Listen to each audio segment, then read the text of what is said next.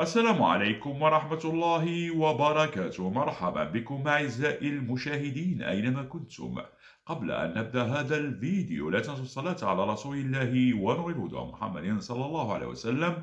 ولا تنسوا كذلك أعزائي المشاهدين الاشتراك في القناة وتفعيل زر الجرس ليصلكم كل جديد. في هذا العدد أعزائي المشاهدين راح نتطرق للحديث على أول رد جزائري حول اشتراط الجامعة المغربية السماح لفريقها المحلي بالسفر مباشرة من الرباط إلى قسنطينة، وإلا ستنسحب من البطولة. شفنا بعد تشويشات على الشان الذي سيبدأ قريبا في الجزائر من تارة من الكاميرونيين وتارة من المغاربة. وكان رد رئيس لجنة تنظيم الشان الجزائري رشيد أوكالي في المؤتمر الصحفي يوم أمس البارحة الأربعاء أن الدولة المنظمة ليست ملزمة بضمان تنقل الفرق المشاركة من الخارج، مضيفا أن دفتر الشروط يلزم الجزائر بتوفير النقل للمنتخبات المشاركة داخل البلاد فقط.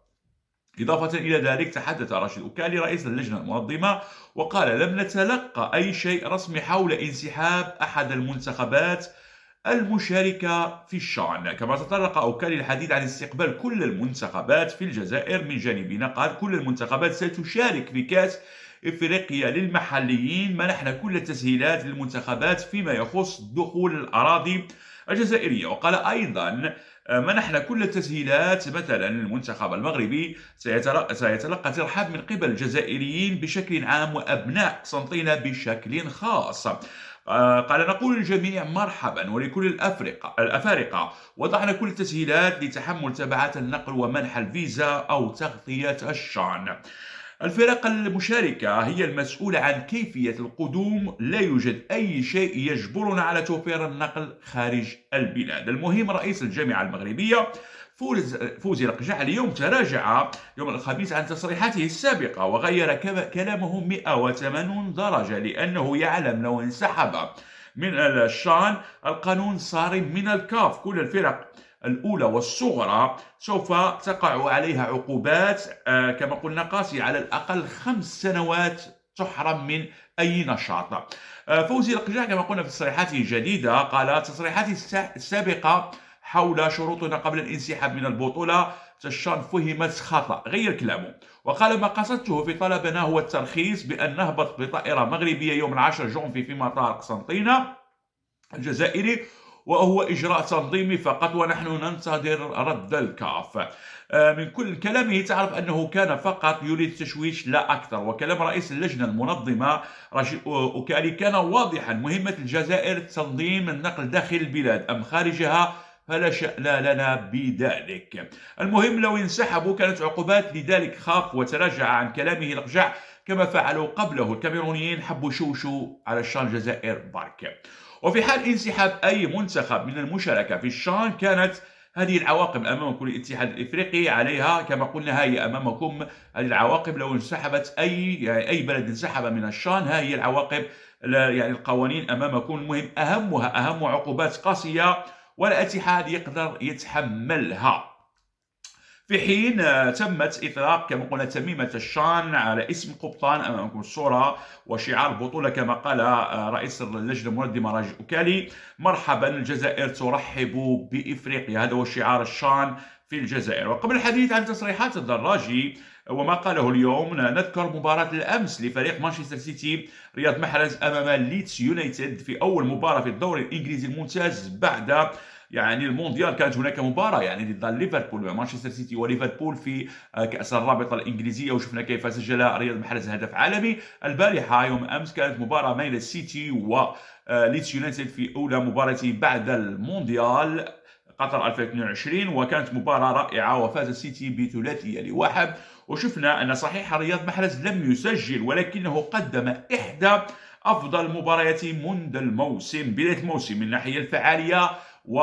شفنا لعب تقريبا بدون ضغوطات وبدون أخطاء، وكل كراته كانت نوعا ما إيجابية للفريق، ومراوغته رائعة وممتازة. وشفنا حتى المعلق محمد بركات كيف كان يتحدث عن مراوغات رياض محرز وأنه رائع فوق أرضية الميدان. وشارك رياض محرز لغاية دقيقة 88 وقدم أداء جيد. هل نشوف عودة رياض محرز من جديد بهذه الفعالية وهذه القوة؟ صحيح هو البارحة لم يسجل، ولكن كان أكثر فعالية، خصوصا في الشوط الأول كان أفضل لاعب وأفضل تنقيط، إلى أن أتى الشوط الثاني حيث تحرك جاك جريليش بعدما ضيع كم هائل من الأهداف في الشوط الأول. جاك جريليش في الشوط الثاني عرف كيف يصنع هدفين لزميله كما قلنا هالاند، وينتهي اللقاء بثلاثية لواحد لفوز السيتي. أما النجم الآخر يوسف البلايلي، وكذلك البارحة سجل هدف الفوز لفريق أجاكسيو من ضربة جزاء على أونجي، وهو صاحب الفوز وصاحب 3 نقاط لفريقه أجاكسيو. دائما ما شفنا أن يوسف البلايلي منقذ فريق أجاكسيو. وخبر آخر، حيث أعلنت الفيفا عن أن كأس العرب 2023 سيقام في دولة قطر مرة أخرى من 30 نوفمبر إلى 18 ديسمبر 2023، وستشهد هذه النسخة مشاركة 16 منتخب. آخر فائز بهذه النسخة هو المنتخب الوطني الجزائري، وكان أفضل منتخب على كامل الأصعدة كما قلنا، وتوج بها كما قلنا العام الفارط. وهذا العام 2023 كما 30 نوفمبر إلى 18 ديسمبر سوف يعني بمراعاة كذلك الفيفا ستنظمها في قطر مرة أخرى، بالتوفيق للمنتخب الوطني الجزائري.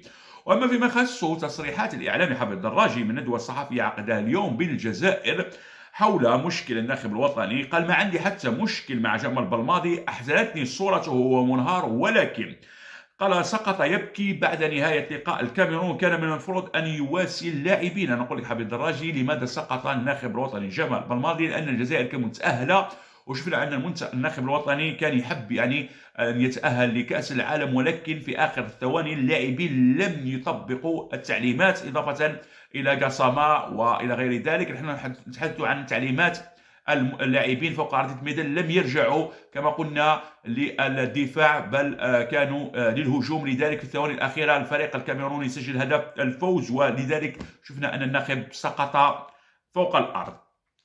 قال سقط يبكي بعد نهاية اللقاء، وكان المفروض أن يواسي اللاعبين. هو انهار الناخب الوطني، وقال: أتحدى من يقول أن بلماضي لا يتحمل جزء من المسؤولية في الإقصاء. نحن نعم من أول كما قلنا لقاء إلى يومنا هذا ما زال نتحدث هنا في هذا المنبر أن جمال بلماضي يتحمل جزء من المسؤولية. اللاعبين تهاونوا في الدقائق الأخيرة، يعني ما رجعوش للدفاعات، كلهم متأهلين 1-1 بهدف أحمد طوبة، إضافة إلى قسامة والتلاعبات ديالو كان نصفها يعني أثر في قراراته.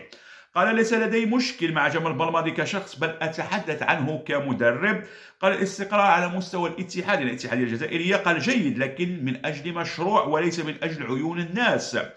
وقال الدراجي كذلك: لماذا لم أتحدث حينها؟ قال: أظن أن كان لازم وقت لتنضميد الجراح. وعندما أتكلم عن فشل بلماضي هذا لا يعني أنه مدرب سيء، فالكل معرض للفشل. وقال: أثناء المونديال كانت لي غصة لعدم تواجد المنتخب الوطني ككل جزائري. نعم كانت لنا غصة يعني تواجد المنتخب الوطني الجزائري، لأن المنتخب الوطني يحمل في طيته لاعبين كبار مثل رياض محرز، اسماعيل بن ناصر ولاعبين يعني ومدرب محنك، ولكن لم نتواجد في مثل هذا ذلك العرس المونديال 2022. لحد الساعة ما زال أحمل الكواليس وقاسامة، كواليس الكاف وقاسامة أكثر من اللاعبين وبالماضي. وقال كما قلنا حافظ الدراجي: قال: أحزنني أن بالماضي انهار بعد الخسارة واللاعبين انهاروا معه. نعم الثواني الأخيرة كنا متأهلين، يا سبحان الله كيف ما تنهار، هذا إنسان ينهار في الثواني الأخيرة. وقال: أتحدث عندما خرجنا من الإقصاء لأنه كاين أمور لا تقال وقتها. يعني حافظ الدراجي مرة يقول كلام ومرة يقول كلام لم نفهمه وقتها ولا الآن. أما على المنتخب الوطني الجزائري يعني المحلي سوف يواجه منتخب غانا وديا يوم 7 جونفي على ملعب كما قلنا عنبة قبل بداية الشان في الجزائر. بالتوفيق للمنتخب المحلي، وإن شاء الله يفوز بها لما لا على أرضنا وأمام جمهورنا نتمناه. والسلام عليكم ورحمة الله وبركاته.